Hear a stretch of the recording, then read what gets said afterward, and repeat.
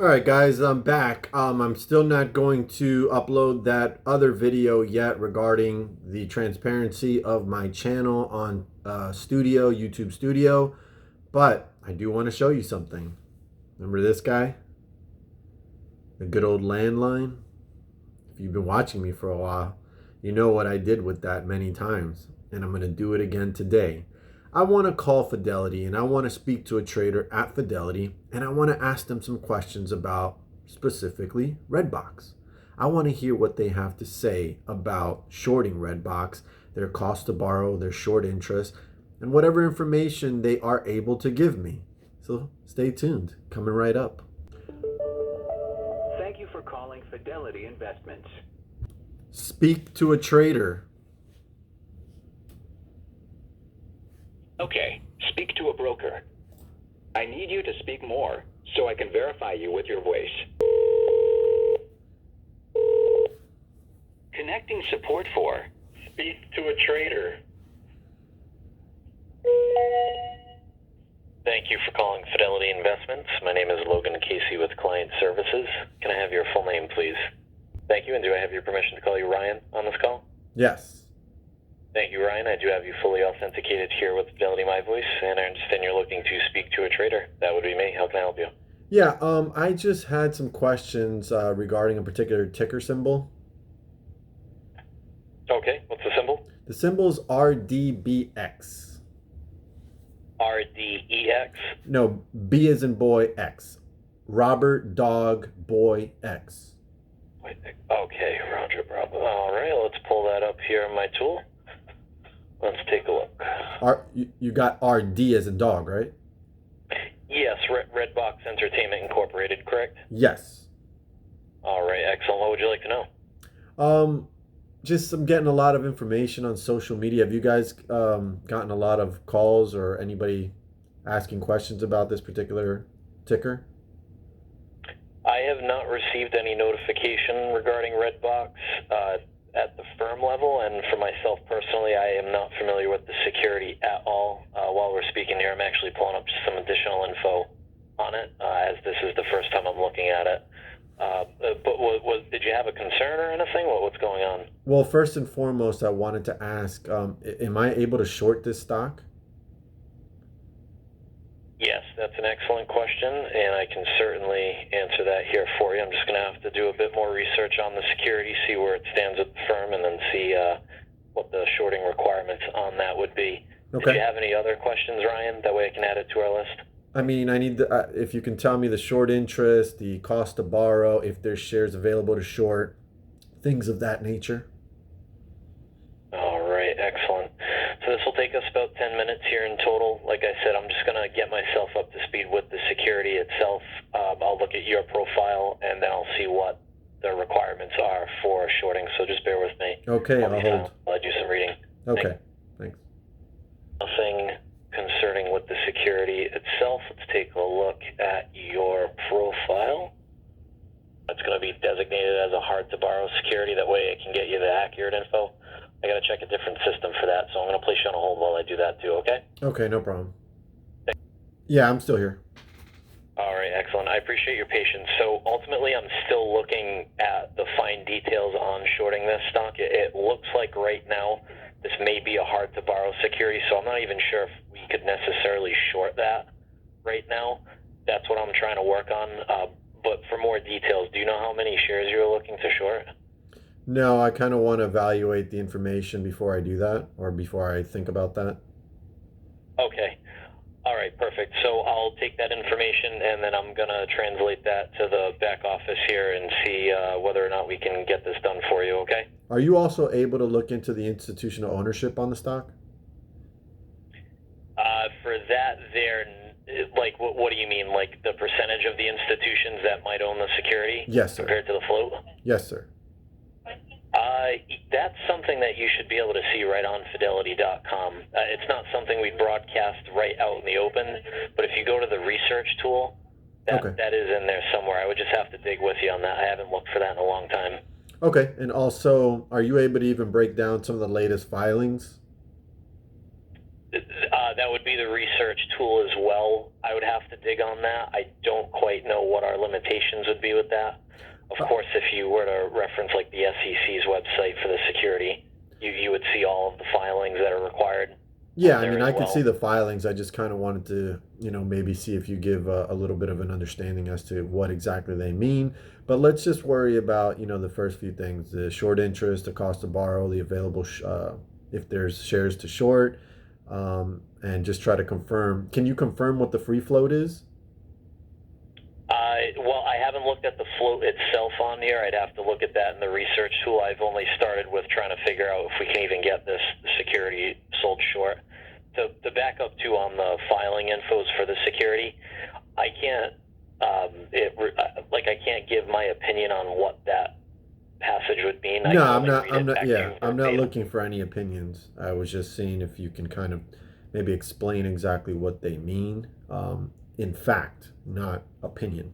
But that's not as important as my first few questions. So I'll give you some time to research that. Yeah, thanks, Ryan. I appreciate your patience. I will be back. Thank you.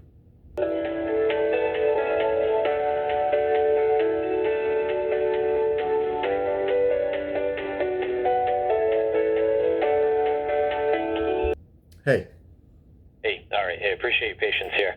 So believe it or not, we're actually still looking to see whether or not this is going to still be able to get done. It's on a very fine line right now, it seems like. But while I'm waiting on that answer here, I was looking at the research tool. The short interest as a percentage of the float right now is 38% currently, 38.56% to be exact. That's as of May 31st too as well. So it's a little, I'm sure it's a bit different now, but it's called, it's a lot of old, not a little. Yeah. Actually, oh yeah, you know what? It's a month old. I'm thinking it was 15 days. So yeah, you are right. That's actually older. Yeah. Oh no, it's May 31st. I'm looking at a different one. May 31st. Yes. Yeah, it's almost 15 days, but if you look at Ortex and they've got a different number than that at this time.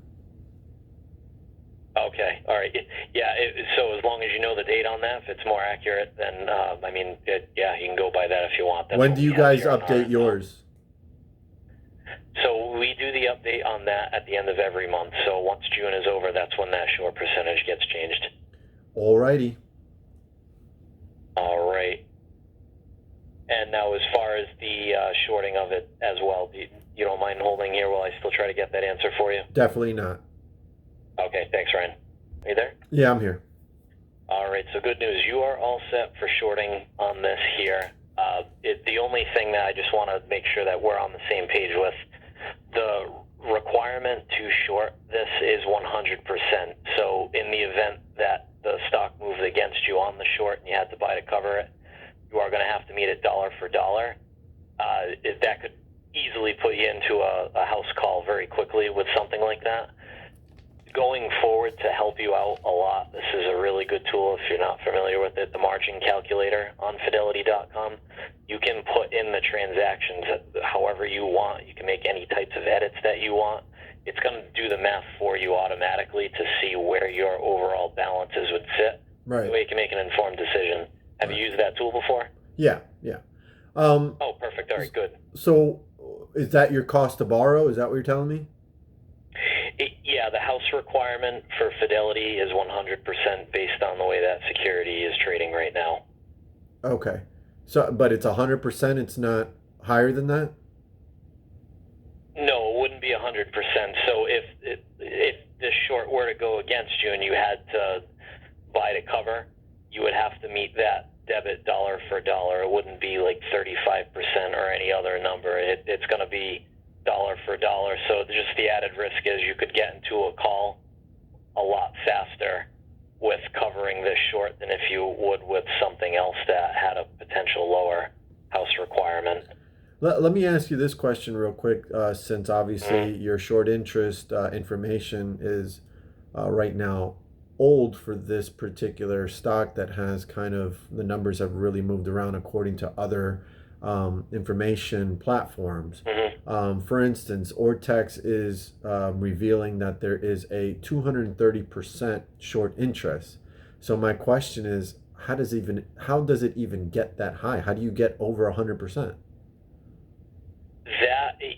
That gets extremely complicated. To be honest with you, I would have to do more research on how it actually achieves over 100% of the float on a short. I know it gets very, very weird, especially when you're at the 200% mark.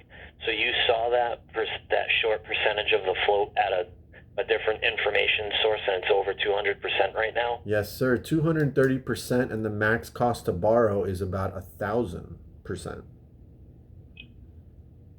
Yeah, I don't know. I can only speak on what we have here. We're a pretty conservative firm too. So based on what I'm telling you, that's only based on what we have here. I just wouldn't be able to get into the info of how that is 200% based on that other locations calculations. I have no idea how they could get to that. I'm only going to be able to base it off of our May 31st date that we have here. So basically, it doesn't matter if I give you some more time to kind of ask, I guess, your back office. I think that's what you guys say a lot of times when you got to go check with somebody. Even if you go and ask them, how does it get to 230%? They can't give you an answer? No, we could. I would just have to try to find someone that actually understands how that's achieved. That gets extremely complex with how that number occurs, and that's also extremely rare too. That's not something that you would really see. The last time that something really big like that happened that a lot of people knew of was the whole GameStop short squeeze. That's so exactly. I have to try to find someone that knows what they're talking about with that. I just don't know the actual intricacies. Yeah, that's exactly where I'm going with this. I would like to give you the time to ask some questions there to find out, how does a stock get a short interest of over 200%? We're at 230%. I need to find that out. I don't understand it. I need Fidelity's help to make me understand how do we get to that point. Now, but before you do that, can you tell me real quick, is there unlimited amounts of shares available to short? So can I can put in an order for as many as I want? Yeah, theoretically, right now, yes, but that constantly changes based on whether or not we can even find those shares to borrow. I mean, ultimately, the shares are being borrowed from someone else who's long, right? And that can change, and then all of a sudden you might not be able to short anything at all because we just can't borrow the shares. So that can change. The margin calculator, that will always calculate based on current requirements what can or can't happen. So that's always the go-to place to answer that. As far as the short interest over 100%, if you want me to find that out, I'm more than happy to. It's also going to teach me something too, so I don't mind. No, I definitely look into that. I definitely want you to do that, but I just want to make sure to understand right now, if I want to short this stock, you are going to fulfill that order. You are able. You don't have to go find shares to borrow. You're basically saying, we've got them. You can short this right now. Oh, right now I know that for a fact you can, yes. Okay. You can do that. Unless something drastically changed in an emergency in the next 5 minutes, you can do that. So there's no question about that. And that's unlimited at this particular time. I'm not worried about 5 minutes from now. I mean, right now, if I say I want a large amount, you've got it. Yeah, now, of course, there's going to be a finite number to that. I don't know what that number would be, but theoretically, yeah, if you want to short this, you've pretty much got free range on what you can short. And then if there was to be a limitation, you'd also find that out because the order just wouldn't go through because we can't get the shares to borrow. So you're going to be fine to short this. Got you. Were you able to confirm the the float?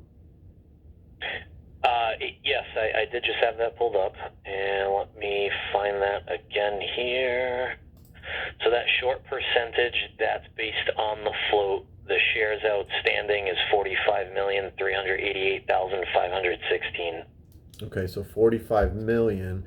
But are you able to tell me how much is owned by institutions out of that?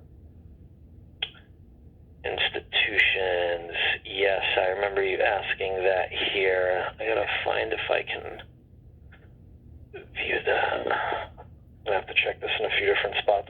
So let me tackle the institution question, and I'm gonna reach out to see if I can find someone who understands the workings of how that float, that short interest gets over the 100% on the float for you. Cool. So I'll try killing two birds with one stone here for you, Ryan, okay? Awesome. Thank you. I'll be here. Yep, thanks, Ryan.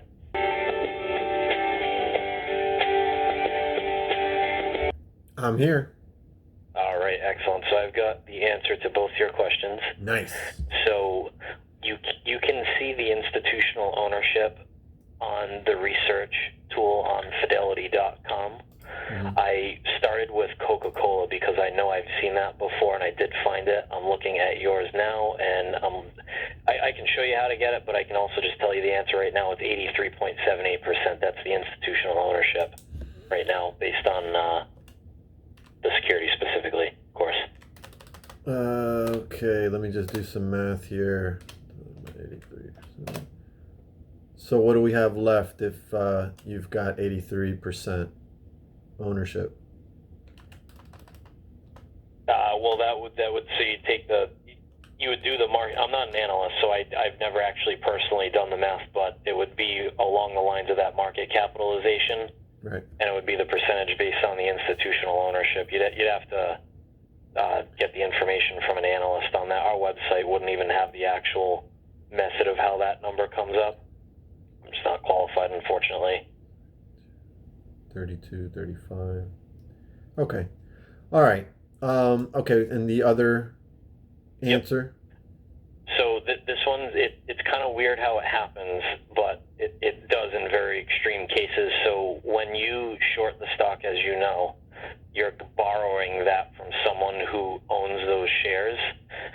That will then calculate into the short interest as a percentage of the float. Now, in extreme cases, like the GameStop one obviously is a very popular one. If there's a short squeeze where the short sellers have to buy to cover those shares, especially if it's very rapid, they're then buying those shares where then someone else can then take that same stock certificate and short that. Because equities trade on a T+2 schedule, 2 business days, you can all of a sudden blow up the short interest to an artificial amount because of that time schedule. So with GameStop, that's why it went up above 100%, because so many people were buying to cover their short. That then made them an owner. That then meant that share could then be shorted again. It can create a very weird phenomenon where you have a short interest higher than 100%. That's super rare. That's not common whatsoever. But this is significantly higher than GameStop, and I'm trying to figure out how is that even legal? Yeah, and that's a whole different world of things that I'm not even remotely qualified on why that would be above 200%. But that's just how those numbers can start to blow up. So once those settlement days pass, that number could really start to change, and that's going to depend too on how often it's reported. And as with us, we know that we last reported that short interest, short percentage, back on May 31st. Yeah, I mean, it's very weird, very complicated. It's very extreme, especially with this. If it's really over that 200%, I've never seen anything that high before. You had never seen anything as high as GameStop at that point, I'm sure, right? Yeah, that was a first for me personally. I'm not seeing the number that you're listing, but just going off of your number, yeah, that's even higher than what GameStop was at one point, to my knowledge. Now, I could be wrong in that, but to my knowledge, it wasn't that high. No, it wasn't. It wasn't. I played GameStop when it was that high. I'm playing this stock because the short interest is that high. And it really should not be allowed, and I don't understand how it is allowed. You know what I mean? Like, if you maybe sprinkle a little over 100%, that's still wrong. But 230%, isn't that just a slap in the face to retailers saying, hey, listen, we will do whatever we have to do to not have to cover these shares? Yep. It's very unique, and it's also going to have a lot more risk in it, which correlates to why we've got the house percentage for the short selling at 100%. So you definitely have the knowledge on our website here to get that trade. You can definitely place that short if that's what you decide on there, and I do wish you the best of luck going forward, Ryan. But you're saying on the cost to borrow, you guys are offering 100%. Is that what it is? You're required to meet that cover at 100% dollar for dollar, which means you could have a house call far more quickly than if you didn't have to necessarily do that. So it's just something to keep in mind if you decide to go into the position itself. So what does it mean when this cost to borrow that I'm seeing, particularly like in an Ortex, on a max basis of 1,000%? What does that mean exactly? What is this again? I didn't quite follow. Okay, so in order to get some more updated information than what you're providing, because obviously your information is only good till May 31st, but if you go on like an Ortex, you can get some more updated information. That's why I'm telling you this is has a short interest of 230%. They're also showing that the cost to borrow on a max basis is up around 1,000%. What does that mean? You guys are not going to charge me 1,000% if I decide to short REDBOX, right? No. So whatever information you're pulling from their site, that's their world. As far as you placing the trade here with us, you want to go by what we're showing you here. Got you. So obviously, of course, in your overall analysis, yeah, you can use outside sources. That's up to you. But anything that you might see out there in that world that's different than ours, if you're placing the trade here with us, yeah, you're going to want to at least start here with the information that we have. I don't know how they get to any of those numbers. I have absolutely no idea. I can only speak for what we have on Fidelity.com. Okay, well, yeah, that's good to know, because if I'm seeing 1,000% that they're revealing, but you're charging me only 100%, well, that's a major gain for me. Yeah, that's exactly. So go by what we have here, and as far as you're concerned, you can definitely place the trade if you want and use that margin calculator. I think that will be helpful. Okay? All right. I appreciate your help. I mean, you did a really good job. You only put me on hold for, a minimal amount of time to actually kind of answer these questions and look into the information. So I really, really do appreciate that a lot. You've been patient with me, and I really appreciate that. I'm going to take this information, consider my options, and figure out what I'm going to do. But I definitely appreciate your time. Yeah, of course, Ryan. I appreciate you, and I hope you have a wonderful day. I wish you the best of luck, okay? Thank you for investing with Fidelity. Thank you. Have a good day. Bye. Bye-bye. All right, guys, there you have it. I hope you can get any usage out of that call. Some things were helpful, some were not so helpful. I will tell you that I was on that call for an hour, and you're only going to have to put in 23, 24 minutes on this video, so I'm going to cut it off. Thank you for watching. Johnwicksnipin is out of here.